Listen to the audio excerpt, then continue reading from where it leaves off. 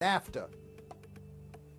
And it was Al Gore, the hero of the environmental movement, who was the hatchet man for the Clinton administration to cram NAFTA down the throats of a reluctant Congress.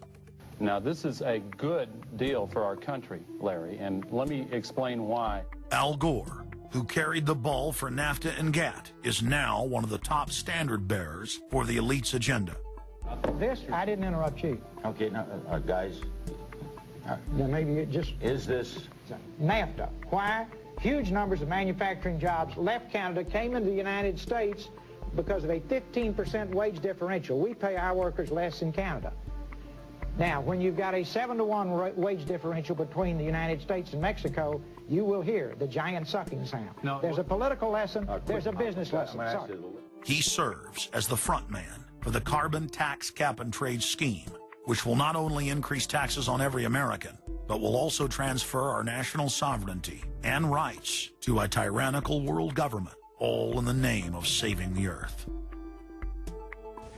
Is the legislation that we are discussing here today, is that something that you are going to personally benefit from? If you believe that the reason I have been working on this issue for 30 years is because of greed, you don't know me. I've been willing to put my money where my mouth is. Do you think there's something wrong with being active in business in this country? I am simply asking for clarification. I'm proud of it. The relationship. I'm proud of it. My name's Dr. Tim Ball. I'm a climatologist. I have a PhD in climatology from the Queen Mary College, the University of London, England. And I've been studying climate both with my 9 years in the Canadian Air Force, where it was essential to flying, and then after that at the university. So it's essentially been the whole theme of my career. Initially called climate skeptics. I said, but all scientists are skeptics. If you're not a skeptic, you're not a scientist. And then when that didn't work, then they came out with the charge that we were climate change deniers. And I remember when I was first called a denier, and it was in the Times of London and England, and of course the word denier was clearly deliberately chosen because of the Holocaust connotations of that term. So it was not only a charge that you were ignoring the truth, but you were doing it in a very evil way. And of course, I laugh about that now because my whole career has been anything but a climate change denier. I've spent my career trying to educate people to how much climate changes naturally. So I'm anything but a denier, but of course that is part of the politics. Under the Nazis, there was something called race science. They had a lunatic theory of eugenics, the Aryan heritage, and all the rest of this. Absolute crackpot pseudoscience.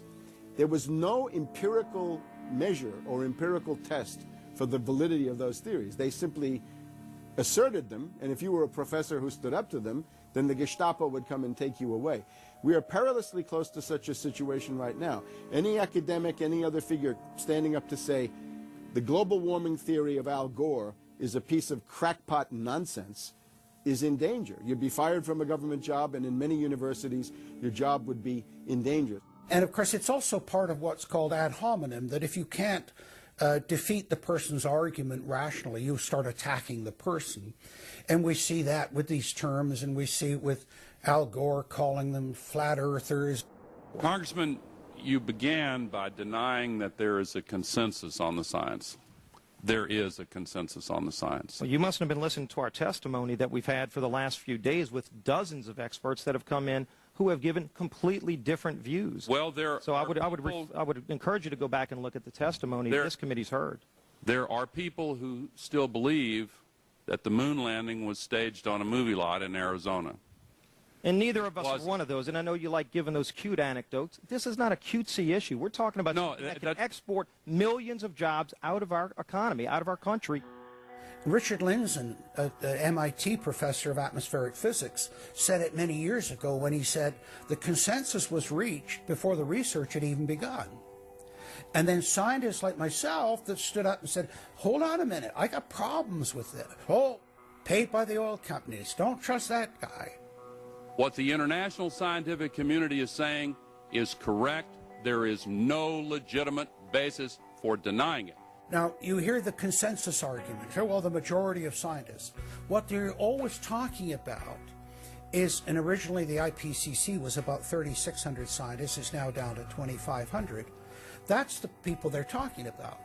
But when you look at it, most of them are bureaucrats. They're not scientists at all.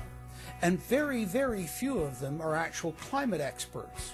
Now, the consequences of that, and whether that's because of man-made CO2, I think are debatable. If CO2 is not causing the climate change, what is? What are the major driving factors? And so they're essentially the ones that are left out by the Intergovernmental Panel on Climate Change. It's unbelievable to me that they can come out and ignore the sun. I mean, everybody knows the sun goes in, it gets cool. You notice that, right? You have an eclipse, the temperature drops, and the birds start to get excited and so on. And when you look at the seasonal changes with the sun, how you can suggest that the sun is not a factor is really quite remarkable. Giving us false scientific information is not going to clean up our environment. Speaking with a lot of promises and innuendo is not going to help clean up our environment. The globalists have co-opted the environmental movement. There are a lot of real environmental problems we face, like genetic engineering, where they're splicing plants, animals, insects, you name it. Toxic waste dumping in the ocean. No one wants to breathe bad air or drink toxic water. But the global carbon tax has nothing to do with that. It's a tax literally on breathing. Go out on the street or talk to your friends, your neighbors. Ask them, hey, should we ban dihydrogen monoxide? It's bad for the environment. The average person will sign your petition calling for the banning of water. That's right. Dihydrogen monoxide is water. It's the same thing with table salt, sodium chloride. And that's exactly what the establishment is doing with carbon dioxide. Ooh, dioxide. It has this scary sounding name. But the truth is, it's one of the 4 elements of life on this planet. Oxygen, carbon dioxide, water, and sunlight. And if the establishment can tax and list as a toxic waste one of those basic 4 building blocks of life, carbon dioxide, they can regulate and control every facet of our lives and shut down any businesses that aren't part of their New World Order. The idea that carbon is a pollutant is essentially a way of saying that humanity is a disease or a cancer that ought to be wiped out. Genocide. People have argued in this environmental coterie around Obama, around Holdren, the theoretician of de-development, who is now the science advisor of the White House, really the anti-science advisor. They've argued that babies are carbon monsters, carbon machines, and that every time you breathe out carbon dioxide, you're part of the pollution of the planet.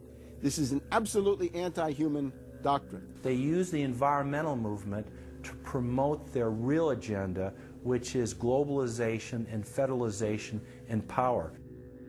The advisor to Gordon Brown wants to exterminate 1/2 of the population of the British Isles. Now that's something Hitler might have tried to do, or Stalin. They didn't succeed. Will Gordon Brown do it? You can read this in the statements of these lunatics, radical environmentalists, fanatical Malthusians, tree huggers, whatever you want to call them.